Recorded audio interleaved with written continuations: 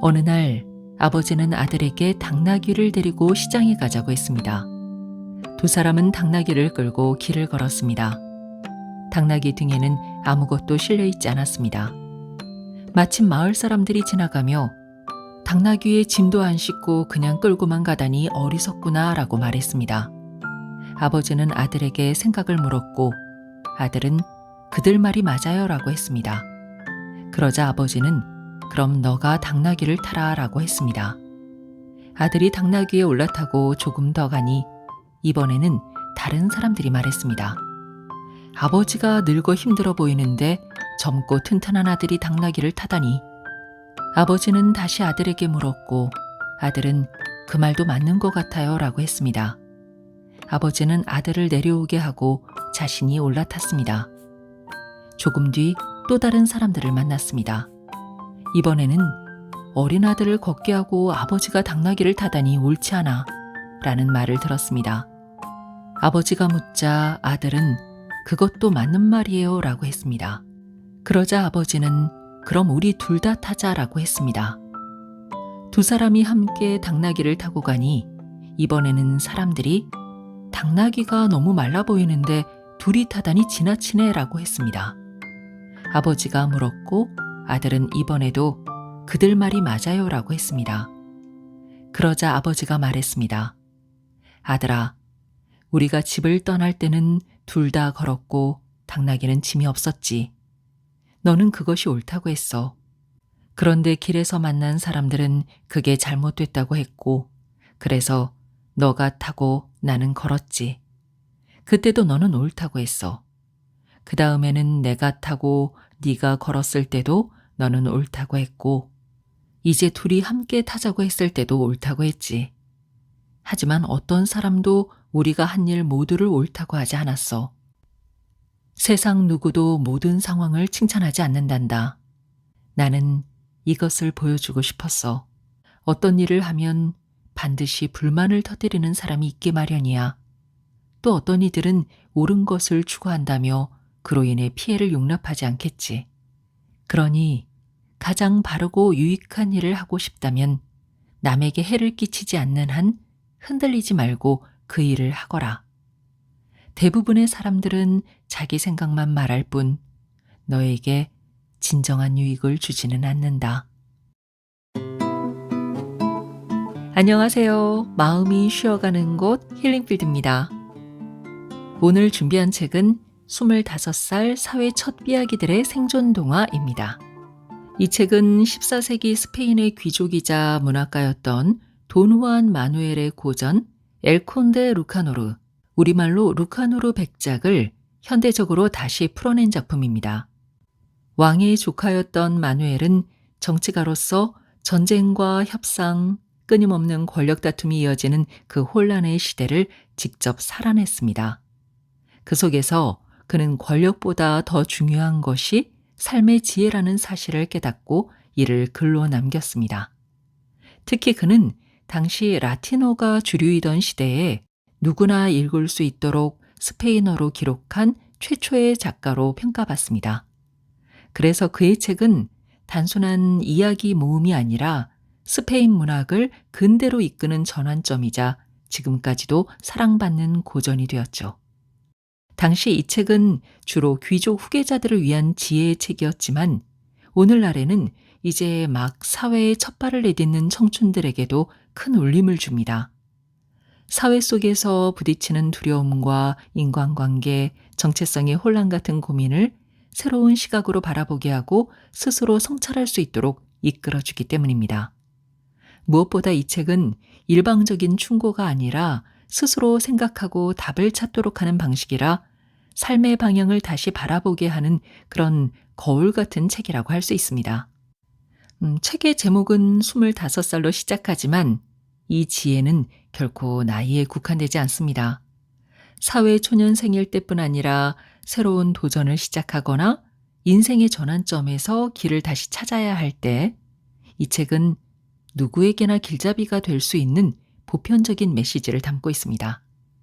오늘은 이 책 속에서 제가 건져 올린 이야기들을 통해 여러분과 함께 삶의 지혜를 조금 나누어 보고자 합니다.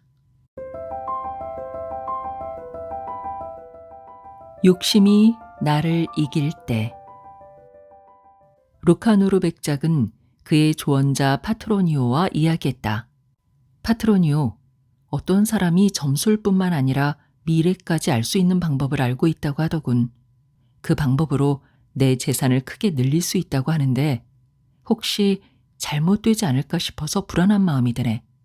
그 사람이 실수를 할 수도 있을 테니 이 경우에 어떻게 해야 할지 조언해 주게. 파트로니오는 백작이 이 문제에서 최선의 선택을 할 수 있도록 어떤 남자가 악마와 겪은 일을 들려주었다. 어떤 부유했던 남자가 가진 돈을 모두 잃고 가난하게 살고 있었습니다. 과거에 부유했다가 가난해진 사람보다 더 비참한 사람은 없죠. 이 사람도 예전에 부유했다가 지금은 궁핍해 괴롭고 슬픈 나날을 보내며 방황했습니다. 어느 날 그는 우울한 생각과 슬픔에 젖어 숲을 홀로 걷다가 악마를 만났습니다. 악마는 모든 일을 알고 있었기에 그 남자의 슬픔을 알아차리고 왜 그렇게 슬퍼하는지 물었습니다. 남자는 말해봐야 소용없다고 대답하며 세상 누구도 자신에게 도움을 줄 수 없다고 했습니다. 하지만 악마는 그가 자신의 명령을 따르기만 하면 불행과 가난에서 벗어나게 해주겠다며 속삭였습니다. 남자는 악마에게 자신의 상황과 슬픔의 이유를 말해주었고 악마는 그에게 가장 부유한 사람이 되게 해주겠다고 약속했습니다. 또 자신이 악마이며 그런 힘을 가지고 있다고 밝혔습니다. 남자는 큰 슬픔에 빠져 있었기 때문에 지푸라기라도 잡는 심정으로 악마의 말을 믿었습니다.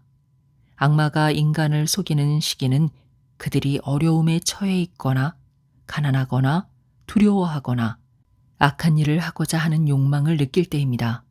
바로 그때 악마에게 속아 넘어가게 되는 것입니다. 이 남자도 어려운 시기에 악마의 꿰매에 넘어갔습니다. 그리하여 그들은 계약을 맺고 남자는 악마의 종이 되었습니다. 모든 조건이 정해진 후 악마는 남자에게 귀중한 것을 훔치라고 명령하며 아무리 철저히 잠겨있는 문이더라도 즉시 열어주겠다고 약속했습니다. 또 남자가 어려움에 빠지거나 체포되었을 때 도와줘 돈 마르틴이라고 외치면 즉시 와서 구해주겠다고 했습니다. 이 계약을 맺고 난 후 남자가 어느 상인의 집에 도착했고 악마는 문과 금고까지 열어주었습니다. 남자는 고민도 하지 않고 많은 돈을 가져갔습니다. 또 다른 날에도 큰 도둑질을 했고 그 후에도 여러 번 훔쳤습니다. 이제 그는 과거의 가난을 기억하지 못할 정도로 부자가 되었습니다. 그러나 이 비참한 자는 불행에서 벗어난 것에 감사하지 않고 더 많은 도둑질을 했습니다. 그리고 너무 자주 훔친 끝에 결국 붙잡히고 말았죠. 이때 그는 돈 마르틴 나를 구해줘 라고 외쳤고 악마는 즉시 나타나 감옥에서 구해주었습니다. 이후 남자는 악마만을 믿으며 다시 도둑질을 시작했고 많은 범죄를 저질렀습니다. 그는 이전보다 훨씬 더 부유해졌으나 다시 사람들에게 붙잡혔습니다. 이번에도 돈 마르틴을 불렀지만 이상하게도 나타나지 않았습니다. 재판이 시작되어서야 돈 마르틴이 도착하자 남자는 왜 이렇게 늦게 온 거야? 하고 큰 소리를 쳤습니다. 돈 마르틴은 다른 급한 일 때문에 늦었다고 대답하고는 그를 구해주었습니다. 남자는 다시 도둑질을 했으나 또 붙잡혔습니다. 이번에는 재판이 끝나고 형량이 선고된 후에야 돈 마르틴이 나타났습니다. 그럼에도 그는 다시 도둑질을 계속했습니다. 그러다 결국 사형 선고까지 받게 되었고 교수대 밑에 섰을 때 비로소 돈 마르틴이 나타났습니다. 남자는 돈 마르틴, 이번에는 정말 죽을 뻔했어 라고 말했습니다. 돈 마르틴은 500마라베디가 들어있는 보따리를 주며 재판관에게 주라고 하고 사라졌습니다. 재판관이 형 집행을 시작하려 하는데 밧줄이 보이지 않아 당황했고 그 틈에 남자는 돈 보따리를 건넸습니다. 재판관은 속에 돈이 가득할 것이라 생각했지만 열어보니 밧줄뿐이었습니다. 화가 난 재판관은 즉시 교수형을 명했습니다. 남자가 끌려가자 돈 마르틴이 나타나 이렇게 말하고 사라졌습니다. 이전에는 같이 일할 친구가 없었지만 지금은 자네 말고도 아주 많아. 백장님, 점쟁이나 어리석은 자들을 믿지 마십시오. 재산을 늘리고 싶다면 자신의 땀과 노력을 통해서만 이룰 수 있다는 것을 명심하시고 그대로 실천하시기 바랍니다. 돈 후아는 책에 다음과 같은 구절을 썼다. 거저 얻는 것을 좋아하고 거저 갖게 된 것을 기뻐하며 갚을 줄 모르는 자, 그 모든 축복에 감사하지 않고 베풀지 못하는 자, 미신과 우연에 자신을 맡기는 자는 비참한 삶을 맞이한다. 복수의 불씨가 붙는다면 어느 날 루카노르 백작은 그의 조언자인 파트로니오에게 이렇게 말했다. 나는 매우 강력한 힘을 지닌 원수와 다투고 있네. 그런데 그의 집에서 큰 도움을 받고 있는 신하가 나를 찾아왔지. 그리고 그간 있었던 일을 얘기했네. 어느 날 그 신하가 그 사람에게 심한 모욕을 당하고 그로 인해 큰 상처를 입었다고 하네. 그 신하가 복수할 방법을 찾으려고 나에게 온 것이지. 그가 내게 유용한 정보를 많이 줄 수 있고 원수에게 가장 큰 피해를 줄 수 있는 방법을 알려줄 수 있을 것이네. 그로 인해 내게 큰 이익이 될 것이네. 하지만 어떻게 해야 할지 잘 모르겠어. 나는 당신을 신뢰하고 당신의 지혜를 믿으니 이 상황에서 어떻게 해야 할지 조언을 구하고 싶네. 파트로니오가 이 상황에 대해 이야기를 시작했다. 백장님, 먼저 말씀드리자면 그 사람은 당신을 속이기 위해 온 것입니다. 그가 어떤 식으로 당신을 속이려 하는지 알려드리기 위해 까마귀와 부엉이에게 일어났던 일을 말씀드리겠습니다. 까마귀 무리와 부엉이 무리 사이에 큰 다툼이 있었습니다. 그런데 주로 까마귀들이 불만을 더품고 있었죠. 부엉이는 낮에는 동굴에 숨어 있다가 캄캄한 밤 모든 것을 볼 수 있는 예리한 눈 덕분에 나무에 숨어 있던 까마귀들을 습격해 많은 까마귀를 해치고 죽였습니다. 까마귀들은 큰 피해를 입었고 마치 초상집 같은 분위기였습니다. 그중 매우 지혜로운 까마귀 한 마리가 다른 까마귀들에게 복수할 계책을 내놓았습니다. 그 방법은 이러했습니다. 먼저 까마귀들 중 한 마리를 거의 모든 깃털을 뽑아 날 수 없을 만큼 약하게 만들고 그를 부엉이들에게 보내는 것이었습니다. 그는 자신이 까마귀 무리에서 따돌림을 당하고 많은 피해를 입었기 때문에 복수를 원한다고 말하게 했습니다. 스파이 까마귀는 부엉이 무리를 찾아가 자신이 까마귀들과 싸우고 싶지 않지만 너무 큰 피해를 입었기에 복수를 원한다며 부엉이들에게 까마귀에 대한 정보를 주고 그들을 해칠 방법을 알려주겠다고 했습니다. 부엉이들은 그의 말을 듣고 크게 기뻐하며 그 까마귀를 환영했고 그의 말을 전적으로 믿었습니다.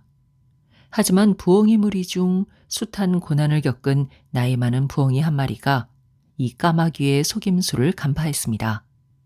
그는 다른 부엉이들에게 그 까마귀가 그들을 속이려는 것이라 말하며 절대 믿어서는 안 된다고 했습니다. 그러나 다른 부엉이들은 그의 말을 듣지 않았습니다. 자신의 말을 믿지 않자 그 나이 많은 부엉이는 까마귀들이 찾지 못할 곳으로 떠나버렸습니다. 남은 부엉이들은 여전히 그 까마귀를 신뢰했습니다. 그 까마귀는 다시 날 수 있게 되자 이렇게 말했습니다. 이제 나는 날 수 있으니 까마귀들이 어디에 있는지 알아보고 그들을 공격할 정보를 갖고 오겠습니다. 부엉이들은 그의 말을 듣고 크게 기뻐했습니다. 그러나 까마귀가 무리로 돌아가자 기다리던 까마귀들은 곧바로 계획을 실행했습니다. 낮에 날지 않고 모여있는 부엉이들의 습성과 그 위치를 알게 된 까마귀 덕분에 많은 부엉이를 한꺼번에 죽일 수 있었습니다. 결국 까마귀들은 부엉이들의 습성을 모두 알게 되었고 전쟁에서 승리했습니다. 부엉이 무리는 자신들의 천적이었던 까마귀 한 마리를 신뢰한 대가로 큰 재앙을 겪은 것입니다. 즉 원수를 믿은 대가로 큰 피해를 입게 된 것이지요. 백장님에게 온 그 사람은 본래부터 백장님의 적입니다. 그러니 절대 그를 곁에 두지 말고 속이거나 해치려는 시도를 막기 위해 거리를 두십시오. 하지만 그가 백장님을 섬기고자 한다면 너무 가까워지지 않도록 하십시오. 그리고 그가 진심으로 백장님의 원수에게 복수하려 하고 다시는 화해할 가능성이 없다면 그때는 어느 정도 신뢰하셔도 됩니다. 그러나 그럼에도 늘 그로 인해 피해를 입지 않도록 신중히 행동하셔야 합니다. 루카노르 백작은 파트로니오의 조언이 좋다고 생각하고 그에 따라 행동하여 많은 이익을 얻었다. 돈 후안은 다음과 같은 구절을 썼다. 과거의 적을 신뢰하지 말라. 과거의 적과 한패였던 자 역시 신뢰하지 말라. 너에게 큰 재앙을 가져올 것이다. 선함은 반드시 돌아온다. 어느 날 루카노르 백작이 파트로니오에게 말했다. 누구도 죽음을 피할 수 없다는 것은 잘 알고 있어. 그러니 죽음 이후에도 나의 영혼을 위해 특별한 무언가를 남기고 싶네. 그래서 모든 사람이 내가 그것을 했다는 사실을 알게 되었으면 하네. 백작의 말에 파트로니오가 이야기 하나를 들려주었다. 백작님, 선한 행위는 어떤 종류든 훌륭합니다. 하지만 영혼을 위해 무엇을 해야 하는지 어떤 목적을 위한 것인지를 아셔야 합니다. 그래서 까르카손의 집사장에게 일어났던 일을 말씀드리겠습니다. 프랑스 까르카손의 집사장은 위독한 병에 걸렸고 회복될 수 없음을 깨달았습니다. 그는 수도원의 사제를 불러 영혼의 구원을 위한 협의를 했습니다. 집사장은 죽기 전 사제들에게 많은 보상을 했고 사제들은 그의 영혼이 구원받기를 간절히 기도하며 맡은 일을 수행했습니다. 며칠 뒤 마을에 신들린 여자가 나타나 놀라운 이야기를 했습니다. 그녀는 무슨 일이 일어났는지 누가 무슨 말을 했는지를 정확히 알 수 있는 능력이 있었습니다. 사제들은 집사장의 영혼에 대해 묻기 위해 그녀를 찾아갔습니다. 그런데 질문도 하기 전에 그녀는 집사장의 영혼이 몸을 떠난 직후 지옥에 떨어졌다고 말했습니다. 사제들은 그녀의 말을 믿지 않았습니다. 집사장은 성사를 모두 받았기 때문이죠. 신들린 여자는 이렇게 답했습니다. 당신들이 믿는 신앙이 진리라는 것은 맞습니다. 하지만 영혼을 위해 선행을 죽은 뒤에 한다는 것은 바람직하지 않습니다. 그 의도가 순수하지 않기 때문입니다. 그는 세상에 자신의 명성이 남기를 원해 선행을 한 것이지요. 게다가 죽기 전날 밤 기도하면서 처음 약속한 금액을 줄였습니다. 마음속으로 이만큼이면 충분하다고 생각했기 때문입니다. 그로 인해 그의 선행은 처음 약속보다 훨씬 줄어든 가치밖에 남지 않았습니다. 그래서 영혼은 구원받지 못했습니다. 이 말을 들은 사제들은 사실인지 확인했고 집사장이 실제로 금액을 줄였다는 것을 알게 되었습니다. 그제야 신들린 여자의 말이 옳음을 인정할 수밖에 없었습니다. 백장님, 영혼을 위해 특별한 일을 하고 싶으시다면 그 선행이 반드시 진심에서 나와야 합니다. 그것은 신과 영혼을 향한 진정한 헌신이어야 하며 명예나 세속적 칭찬을 위한 것이 되어서는 안 됩니다. 그렇지 않으면 그 선행은 참된 가치를 인정받지 못할 것입니다. 백작은 이 이야기를 듣고 파트로니오의 충고가 타당하다고 생각하며 따랐고 좋은 결과를 얻었다. 돈 후안은 책에 이렇게 기록했다. 하늘은 선행 자체가 아니라 그 뒤에 숨은 선한 의도에 상을 내린다. 선행을 했더라도 의도가 선하지 않다면 그 영혼은 구원받을 수 없다. 지금까지 스노우폭스북스에서 펴낸 돈 후안 마누엘의 25살 사회 첫 삐약이들의 생존 동화였습니다. 우리는 하루에도 수많은 선택 앞에 서게 됩니다. 크게는 인생의 진로부터 작게는 오늘 저녁 뭘 먹을지까지 선택은 끊임없이 이어지죠. 때로는 누군가의 말에 휘둘리고 때로는 나 자신조차 믿기 어려운 순간이 찾아오기도 합니다. 25살 사회 첫 삐약이들의 생존 동화 속 이야기들이 전하는 메시지는 분명합니다. 누구의 기준이 아니라 나만의 답을 찾아가는 과정이 곧 지혜라는 것. 흔들리고 방황하는 그 순간조차도 사실은 내 삶을 단단하게 다져가는 여정이라는 거죠. 회사에서 겪는 작은 오해, 관계 속의 서운함, 앞날에 대한 막연한 두려움, 우리는 그 속에서 때로는 상처를 받고 때로는 성장합니다. 중요한 건 정답을 빨리 찾는 것이 아니라 그 길 위에서 조금씩 나를 알아가고 내가 원하는 삶의 방향을 스스로 선택하는 것일지도 모릅니다. 오늘 하루도 여러분 곁에 그런 성찰의 시간이 잠시 머물길 바랍니다. 누군가의 조언이 아니라 내 안에서 길어올린 답이 여러분의 삶을 밝혀주길 바라며 지금까지 힐링필드였습니다. 오늘도 끝까지 함께해 주셔서 감사합니다. 건강하세요.